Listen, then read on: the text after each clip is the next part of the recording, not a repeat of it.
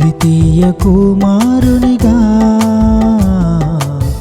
మహిలోకి వచ్చిన తేజోమయ, అద్వితీయ కుమారునిగా మహిలోకి వచ్చిన తేజోమయ,